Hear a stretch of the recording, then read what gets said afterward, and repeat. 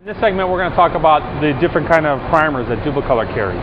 As you can see in front of me, we have 4 different variations, and they go on various projects. The one that's most commonly used that people know about is a typical sandable primer. The sandable primer we carry comes in gray, as you can see here on this cap. We also have a red oxide, a white, and a black primer.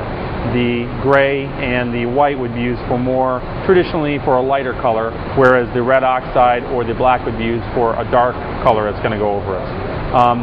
When using these, you want to make sure, first of all, your surface is pretty smooth already, and then you're going to go ahead and put these on. A surface is nice and clean and smooth, and you'd put this on there. It's going to fill any kind of small imperfections, but for anything larger, you're going to move up to something like a filler primer.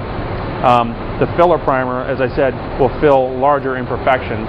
It comes in a gray and a red, and what we do is when we formulate this, we put a lot more pigment in there so it can really get in there and bite into any kind of little nicks and scratches you have. Still, you want your surface to be pretty much smooth and clean when you get it, but this will help you out for anything that's a little deeper and maybe a little older or pitted.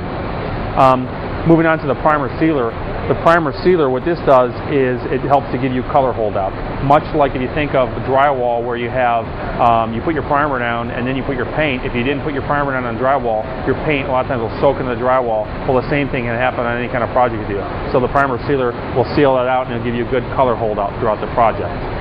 We also have, in addition to that, a self-etching primer. The self-etching primer gives you a maximum corrosion resistance. It really bites or etches into the project you're using.